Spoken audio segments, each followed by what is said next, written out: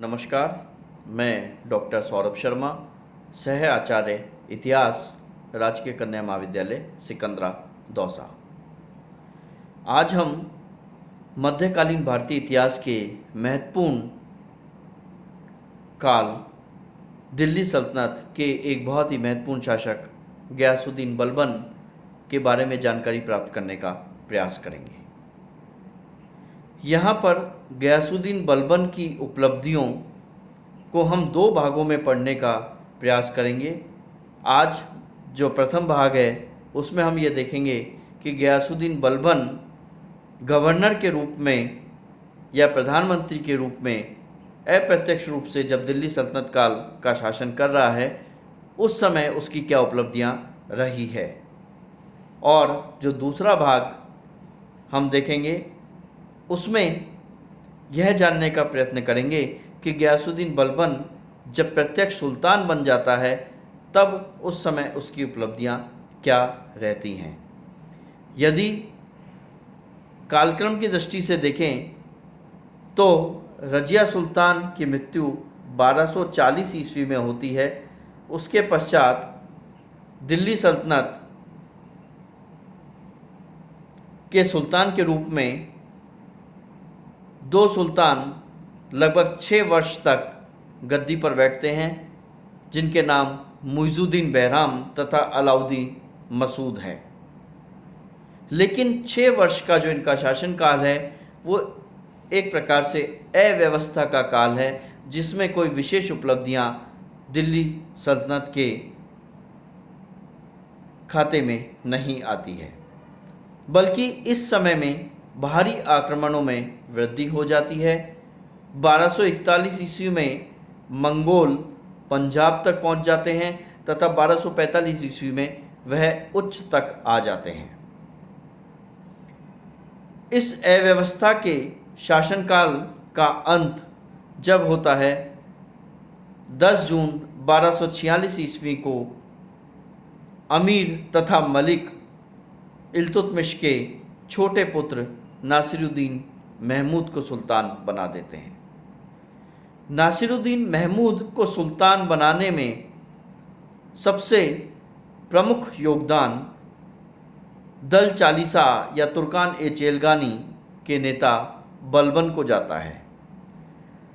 बलबन, जिसने नासिरुद्दीन महमूद को सुल्तान बनाया था, वास्तविक रूप में सारी शासन की शक्तियां उसी के हाथों में केंद्रित हो जाती है, क्योंकि नासिरुद्दीन महमूद के बारे में यह कहा जाता है कि नासिरुद्दीन महमूद सुल्तान स्वभाव से ही धर्मभीरू और महत्वाकांक्षाओं से रहित था तथा बहुत ही नरम था। उस सुल्तान को दिखावे का बिल्कुल जीवन पसंद नहीं था और उसका अधिकांश समय जो था वह धर्म कर्म में ही व्यतीत करता था। यह भी कहा जाता है कि कुरान की प्रतिलिपियां बनाने में व्यस्त रहता था और दान आदि कार्य करता रहता था।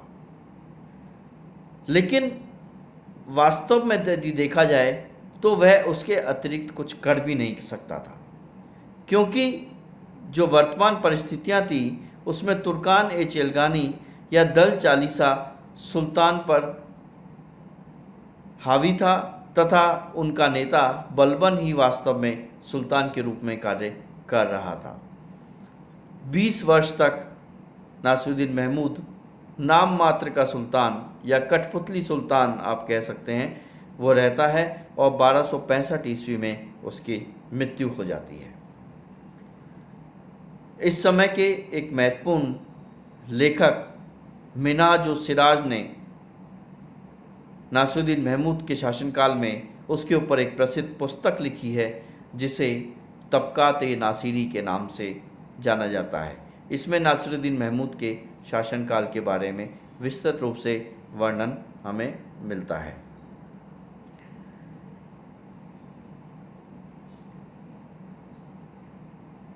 नासिरुद्दीन का जो शासनकाल रहा है उसमें बलबन ही वास्तव में सुल्तान था। राज्य की सारी शक्तियां उसके हाथों में ही केंद्रित थी और उसने अपनी शक्ति को सुदृढ़ करने के लिए अपनी पुत्री का विवाह भी सुल्तान से कर दिया था।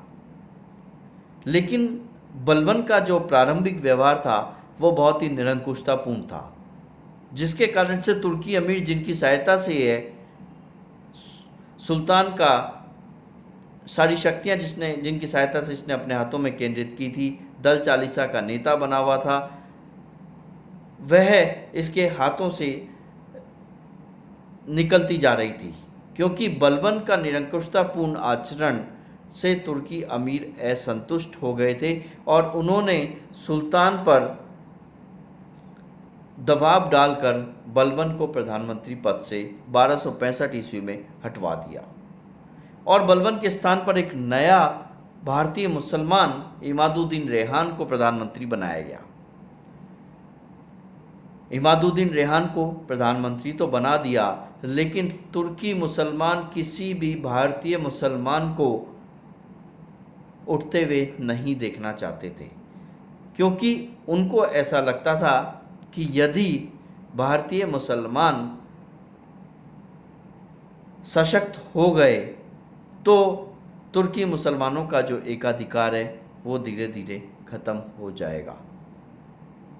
इधर बलबन ने भी अपनी सैन्य शक्ति और संगठन क्षमता का परिचय दिया, जिसके कारण से नासिरुद्दीन महमूद को वापस झुकना पड़ा तथा 1206 ईस्वी में बलबन को फिर से नायब ए मुमालिकात या प्रधानमंत्री के पद पर नियुक्त कर दिया गया। अब बलबन की उपलब्धियों के बारे में चर्चा करें तो बलबन की उपलब्धियां पहले प्रधानमंत्री के रूप में या नासिरुद्दीन महमूद के शासनकाल में जब वह प्रधानमंत्री के रूप में कार्य कर रहा है, उस समय सल्तनत काल या दिल्ली सल्तनत के लिए उसकी क्या उपलब्धियां रही है। तो सबसे पहले बंगाल के बारे में हम बात करेंगे। बंगाल का जो गवर्नर है तुगल खां, उसने दिल्ली की सल्तनत की सत्ता को स्वीकारने से इनकार कर दिया था और स्वयं को स्वतंत्र शासक घोषित कर दिया था। बलबन को शीघ्र ही बंगाल की राजनीति में हस्तक्षेप का अवसर मिल गया, क्योंकि बंगाल का शासक तुगल खां जाजनगर के राजा से पराजित हो गया था। तब उसने दिल्ली के सुल्तान से क्षमा याचना की और यह कहा कि मेरी मदद कीजिए जिससे मैं बंगाल का शासन पुनः प्राप्त कर पाऊँ, और उसने यह भी वादा किया कि वह कभी भी स्वयं को स्वतंत्र शासक नहीं मानेगा और दिल्ली सल्तनत के अधीनता में ही उनके प्रतिनिधि के रूप में ही शासन करेगा। अवसर का लाभ उठाकर बलबन ने तैमूर खान के नेतृत्व में एक सेना भेजी, लेकिन उस सिपहसलार तैमूर खान को यह भी कहा गया कि जाजनगर के राजा को तो पराजित करके बंगाल को स्वतंत्र कराना ही है, लेकिन तुगल खान को भी सबक सिखाना है। तैमूर अपने उद्देश्य पे पूर्ण सफलता प्राप्त करता है और बंगाल को दिल्ली सल्तनत में शामिल कर लेता है। लेकिन कालांतर में बंगाल दिल्ली सल्तनत के अधीनता में ज़्यादा समय नहीं रह पाता है। 1255 ईस्वी में तुगरिल खां और उसके उपरांत अरसला खां बंगाल पर स्वतंत्र रूप में शासन करते हुए दृष्टिगत होते हैं। उत्तर पश्चिम का जो क्षेत्र है वहाँ पर मुल्तान तथा उच्च के सूबेदार खुसरू खां भी दिल्ली के सुल्तान को चुनौती देते हुए स्वयं को स्वतंत्र घोषित कर देता है और ईरान के शासक हुलागू की अधीनता स्वीकार कर लेता है। इसी के पीछे अवध का सूबेदार कुतलक खां भी उससे मिल जाता है और वह भी स्वयं को स्वतंत्र घोषित कर देता है। लेकिन बलबन अपनी योग्यता के द्वारा इनके विद्रोह को कुचल देता है और कालांतर में ईरान के शासक के साथ एक संधि कर लेता है, जिसमें दोनों एक दूसरे की सीमाओं का सम्मान करेंगे, इस प्रकार का आश्वासन भी प्राप्त कर लेता है। और ये एक बहुत बड़ा योगदान है दिल्ली सल्तनत के लिए बलबन का, कि वो ईरान के शासक से संधि कर लेता है, जिससे दिल्ली सल्तनत की सीमाएं अक्षुण्ण बनी रहती हैं। 1264 ईस्वी में लाहौर के क्षेत्र पर मंगोलों का अधिकार हो जाता है, परंतु अभी सिंध तथा मुल्तान जो है वो दिल्ली सल्तनत का हिस्सा बना रहता है। बलबन अपने प्रधानमंत्रित्व काल में मंगोलों पर प्रभावी नियंत्रण स्थापित नहीं कर पाता है। हालांकि रणथंबोर, कालिंजर तथा ग्वालियर के राजपूत शासक जो विद्रोह का झंडा खड़ा कर रहे थे, उनके विद्रोह को बलबन सैन्य शक्ति के द्वारा दमन कर देता है। हम ये कह सकते हैं कि बलबन का जो प्रधानमंत्री के रूप में शासनकाल रहा है, या जो अप्रत्यक्ष शासनकाल रहा है, जिस समय नासिरुद्दीन महमूद सुल्तान है, नाम मात्र का ही सुल्तान हो चाहे, उस समय में बलबन दिल्ली सुल्तान की प्रतिष्ठा तथा शक्ति को अक्षुण्ण बनाए रखने में अपना महत्वपूर्ण योगदान देता है। हालांकि इस समय में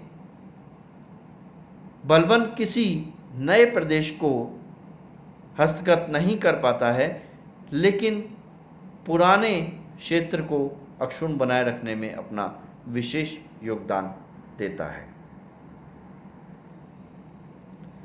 धन्यवाद।